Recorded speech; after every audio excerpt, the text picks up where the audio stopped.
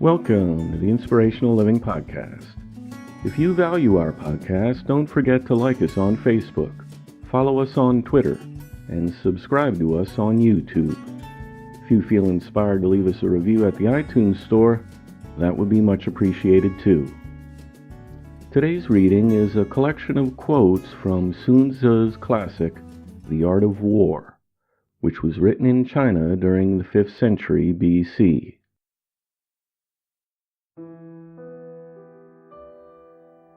Appear weak when you are strong, and strong when you are weak. The supreme art of war is to subdue your opponent without fighting.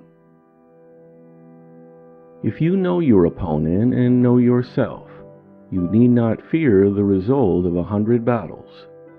If you know yourself but not your opponent, for every victory gained, you will also suffer a defeat. If you know neither your opponent nor yourself, you will succumb in every battle. Let your plans be dark and impenetrable as night, and when you move, fall like a thunderbolt. Supreme excellence consists of breaking your opponent's resistance without fighting. Victorious warriors win first and then go to war, while defeated warriors go to war first and then seek to win. All warfare is based on deception. Hence, when we are able to attack, we must seem unable. When using our forces, we must appear inactive. When we are near, we must make the enemy believe we are far away. When we are far away, we must make them believe we are near. If your opponent is secure at all points, be prepared for them. If they are in superior strength, evade them. If your opponent is temperamental, seek to irritate them. Pretend to be weak that they may grow arrogant. If their forces are united, separate them. Attack them where they are unprepared. Appear where you are not expected. In the midst of chaos, there is also opportunity. To know your opponent, you must become them. The greatest victory is that which requires no battle. Engage people with what they expect, for this is what they are able to discern, and it confirms their projections. It settles them into predictable patterns of response, occupying their minds while you wait for the extraordinary moment, that which they cannot anticipate. There are 5 essentials for victory. 1. To know when to fight and when not to fight. 2. To know how to handle both superior and inferior forces. 3. To fight with a team that is animated by the same spirit throughout all its ranks. 4. To prepare yourself and wait to take your opponent unprepared. 5. To possess battle-ready capacity and not be interfered with by the bureaucrats. Even the finest sword plunged into salt water will eventually rust. Move swift as the wind and closely formed as the wood. Attack like the fire and be still as the mountain. Treat your team members as you would your own beloved children, and they will follow you into the deepest valley. When the enemy is relaxed, make them toil. When full, starve them. When settled, make them move. When you surround a competitor, leave an escape outlet free. Do not press a desperate foe too hard. There are not more than 5 musical notes, yet the combinations of these 5 give rise to more melodies than can ever be heard. There are not more than 5 primary colors, yet in combination they produce more hues than can ever be seen. There are not more than 5 cardinal tastes, yet combinations of them yield more flavors than can ever be tasted. Know yourself and you will win all battles. The way of any battle is to avoid what is strong and strike at what is weak. If you wish to fight, you must first count the cost. Build your opponent a golden bridge to retreat across. To win 100 victories in 100 battles is not the pinnacle of skill. To subdue the enemy without fighting is the pinnacle of skill. Be extremely subtle even to the point of formlessness. Be extremely mysterious even to the point of soundlessness. Thereby you can be the director of the opponent's fate. What the ancients called a clever fighter is one who not only wins, but excels in winning with ease. You have to believe in yourself. One may know how to conquer without actually being able to do it. If the mind is willing, the flesh could go on without many things. One mark of a great leader is that they fight on their own terms, or fight not at all. Rouse your opponent and learn the principles of their activity or inactivity.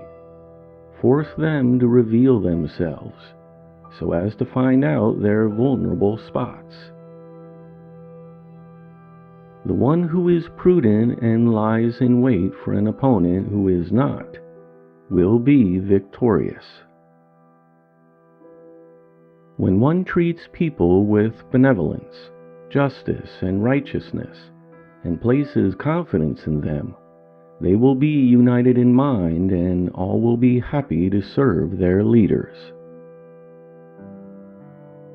If you know your opponent and know yourself, your victory will not stand in doubt. If you know heaven and know earth, you may make your victory complete. Anger may in time change to gladness. Vexation may be succeeded by content. But a kingdom that has once been destroyed can never come back again into being, nor can the dead ever be brought back to life. The expert in battle moves the opponent, and is not moved by them. The whole secret lies in confusing your competitor, so that they cannot fathom your real intent. The wise warrior avoids the battle. There are roads which must not be followed, competitors who must not be attacked, positions which must not be contested, commands of the bureaucrats who must not be obeyed. Pretend inferiority and encourage your opponent's arrogance. If quick, I survive. If not quick, I am lost. Convince your opponent that they will gain very little by attacking you.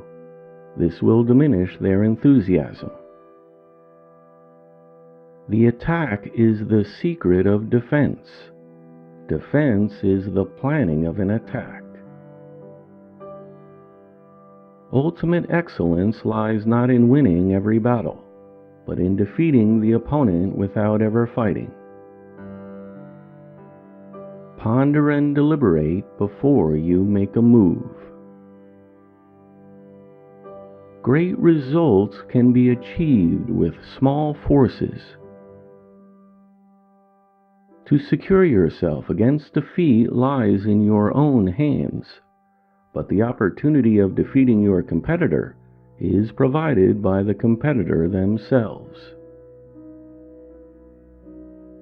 Knowing your opponent enables you to take the offensive. Knowing yourself enables you to stand on the defensive. The leader who advances without coveting fame and retreats without fearing disgrace, whose only thought is to protect others and do good service, is the jewel of the community. If ignorant both of your opponent and yourself, you are certain to be in peril.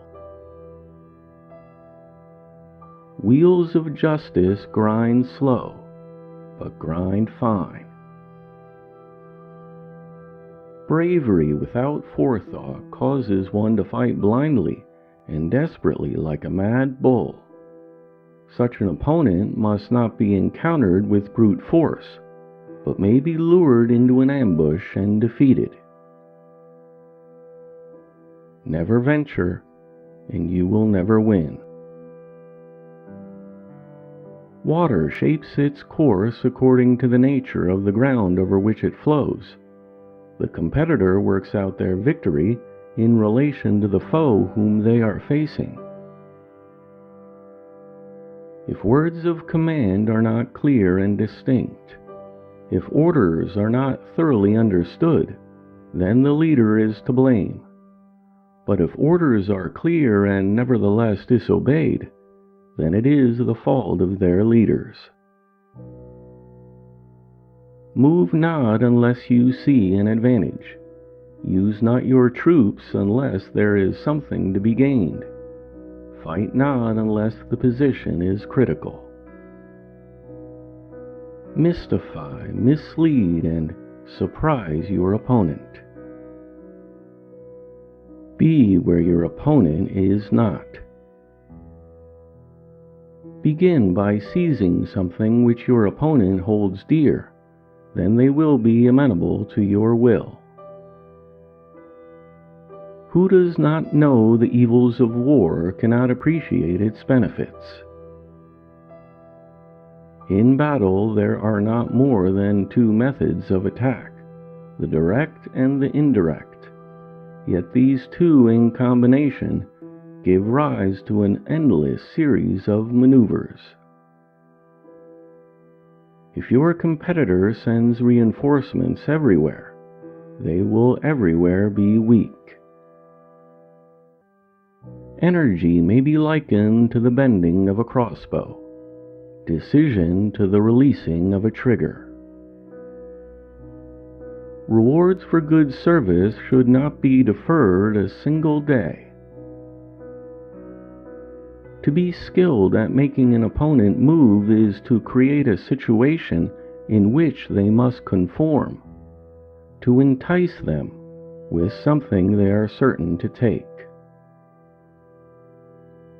It is easy to love your friend, but sometimes the hardest lesson to learn is to love your enemy. Conform to your opponent's tactics until a favorable opportunity offers. Then come forth and engage in a battle that shall prove decisive.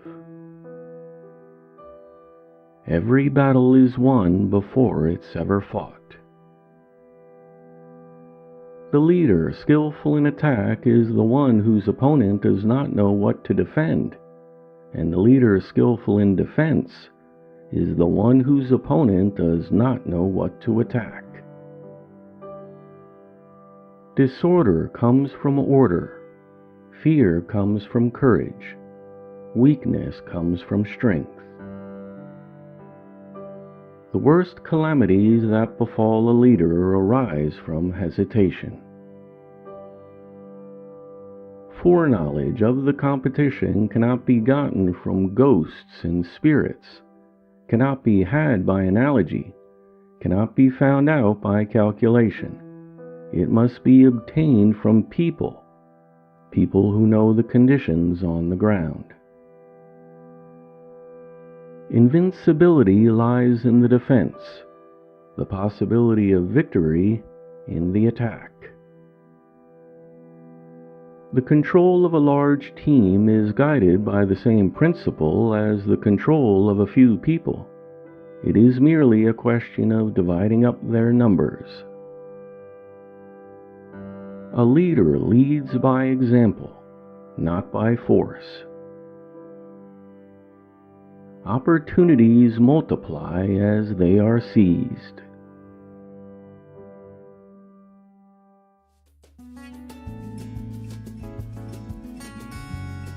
The Inspirational Living podcast is a production of The Living Hour. For free transcripts, please visit livinghour.org. To purchase our best-selling hardcover book, Evergreen 50 Inspirational Life Lessons, please visit the website inspirationallifelessons.com.